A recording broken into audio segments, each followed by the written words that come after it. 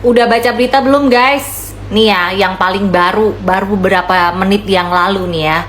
Tom Lembong, mantan Menteri Perdagangan kita, ditahan di Rutan Salemba karena ditetapkan menjadi tersangka atas korupsi penyalahgunaan impor gula yang merugikan negara 400 miliar. Padahal gue udah mau tidur nih, tapi gue langsung ternganga gitu membaca berita ini. Oh my god, Tom Lembong jadi tersangka 400 miliar. Baca deh kalian, baca berita lengkapnya ya, cari di Google banyak. Tom Lembong jadi tersangka korupsi 400 miliar rupiah. Luar biasa. Assalamualaikum warahmatullahi wabarakatuh. Salam Om Swastiastu, Namo Buddhaya, salam kebajikan dan salam sejahtera untuk kita semua. Saudaraku sebangsa dan setanah air, kabar terbaru di era kepemimpinan Bapak Presiden Prabowo Subianto bahwa pertama kali tersangka korupsi yang ditetapkan oleh KPK yakni adalah Tom Lembong.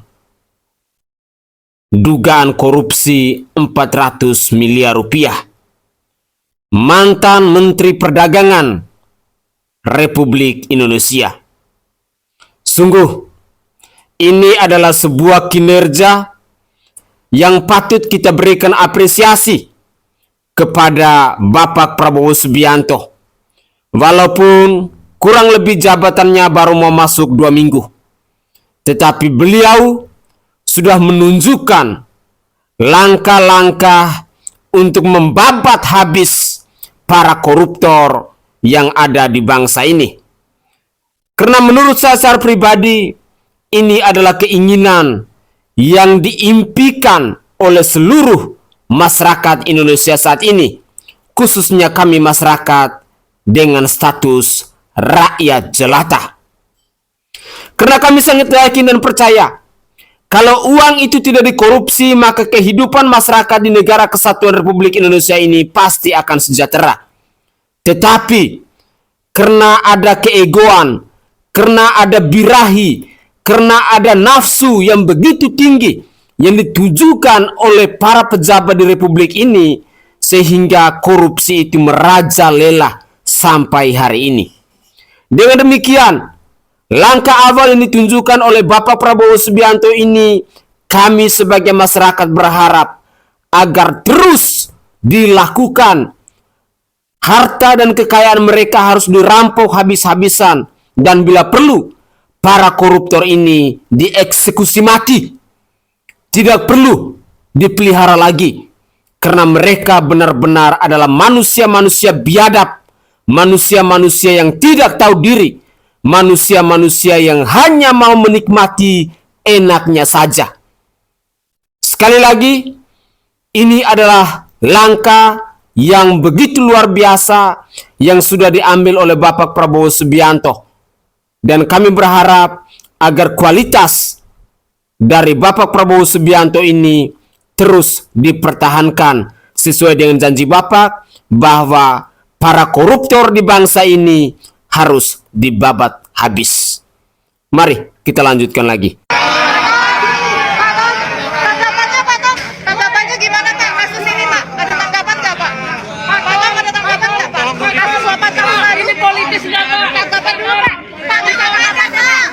Tanggapannya Pak. Tanggapan dulu. Pak, tolong. Breaking news, mantan Menteri Perdagangan Thomas Lembong diduga memberikan izin melakukan impor gula saat Indonesia mengalami kelebihan stok gula dalam negeri pada tahun 2015. Izin impor gula kristal mentah sebanyak 105.000 ton kala itu kepada sebuah perusahaan yang kemudian gula kristal mentahnya diolah jadi kristal putih. Kejagung bilang izin Tom Lembong itu mengakibatkan timbul masalah di tahun 2016. Indonesia kekurangan pasokan gula kristal sebanyak 2. Akibatnya, negara mengalami kerugian sampai 400 miliar rupiah. Ini kenapa Pak Prabowo baru dilantik tiba-tiba Indonesia lagi menyala gitu, tiba-tiba koruptor, Mahkamah Agung ketangkep, terus juga vonis buat yang korupsi soal gula. Terus ini kasus polisi di NTT yang ngebuka mafia tanah di kepolisian tiba-tiba membara kayak anjir, ini baru ngejabat berapa minggu kayak seru banget. By the way gue gak dibayar untuk itu, tapi kayak gue ngeliat berita Indonesia, anjir era kayak gini ya, kayak kita lagi ngikutin para koruptor ditangkap itu beritanya keren bro. Terus kayak keren aja menteri-menteri sekarang tuh dikasih kebijakan buat mencatin anggota-anggotanya yang bermasalah. Terutama yang lagi ramai itu di Menteri Pertanian. Dia nge-cut salah satu karyawannya di mana dia minta 700 juta kalau misalkan tender dari kebijakan untuk keluar tuh langsung diciduk, ditangkap, dipenjarain dan langsung viral. Anjir, sumpah gue suka banget pemerintahan kayak gini bro. Sumpah bongkar terus. Pokoknya Gerindra siapapun kalian, semangat, kita mendukung era-era seperti ini. Oke, Indonesia berubah. Tom Lembong resmi ditetapkan menjadi tersangka setelah ketahuan korupsi impor gula senilai 400 miliar. Wow, amazing. Anak abah, lihatlah orang yang kalian bangga-banggakan dan besti Abah Anies Rashid Baswedan yang kalian anggap orang yang bersih, cerdas, sekarang memakai rompi pink Hello Kitty. Kerja dan bayi, kapan giliran Abah Anies Rashid Baswedan dipakein rompi pink gini? Pasti kelihatan unyu-unyu dan akan diagung-agungkan penjilatnya Abah. Gimana ini anak Abah, orang yang selalu kerjaannya nyinyir terhadap pemerintahan Pak Jokowi, ternyata adalah tak lain adalah maling uang rakyat. Waduh, wah anak Abah, coba lihat sebentar lagi itu semoga saja Abah kalian yang akan dipesankan rompi pink. Koruptor, kamu merana kan di pemerintahan Pak Prabowo ini ya, kejagung ya, banyak kerja sekali sekarang ya. Bobi lebih giat bekerja lagi ya untuk mencari tikus-tikus yang masih di dalam got, termasuk Abah itu loh yang Formula E. Ada kerja bang bayi. Setelah ke-8 perusahaan tersebut mengimpor dan mengelola gula mentah menjadi kebutuhan budi, selanjutnya PT BPI seolah-olah membeli gula tersebut, padahal senyatanya gula tersebut dijual oleh perusahaan swasta, yaitu 8 perusahaan tersebut ke pasaran atau ke masyarakat melalui distributor yang terafiliasi dengannya dengan harga 16.000 per kilogram, yaitu harga yang lebih tinggi dari HIT saat itu 13.000, dan tidak dilakukan operasi pasar. Bahwa dari pengadaan dan penjualan GKM yang telah diolah menjadi gula kental putih tersebut, PT BPI mendapatkan fee dari 8 perusahaan yang mengimpor dan mengelola gula tadi sebesar Rp105 per kilogram. Bahwa kerugian negara akibat perbuatan importasi gula yang tidak sesuai dengan ketentuan perundang-undangan yang berlaku, negara dirugikan sebesar kurang lebih Rp400 miliar. Bahwa selanjutnya pada hari ini Selasa 29 Oktober 2024, penyidik pada Jaksa Agung Muda Tindak Pidana Khusus Kejaksaan Agung Republik Indonesia menetapkan status saksi terhadap 2 orang menjadi tersangka karena telah memenuhi alat bukti bahwa yang bersangkutan telah melakukan tindak pidana korupsi. Adapun kedua tersangka tersebut adalah 1. TTL selaku Menteri Perdagangan periode 2015 sampai dengan 2016 berdasarkan surat penetapan tersangka nomor TAP garis datar 60 garis miring F.2 garis miring FD.2 garis miring 10 garis miring 2024 tanggal 29 Oktober 2024. Yang kedua, tersangka atas nama CS selaku Direktur Pengembangan Bisnis pada PT PPI periode 2015-2016.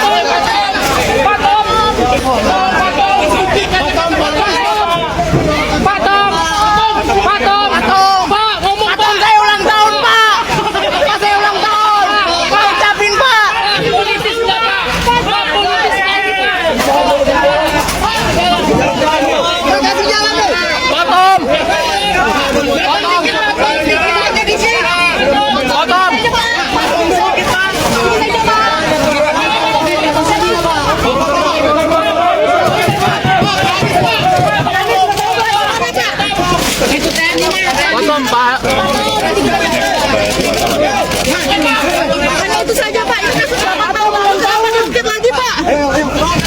Pak, Bapak merasa ini dipolitisasi nggak Pak? Pak, penetapan Bapak Itu Pak.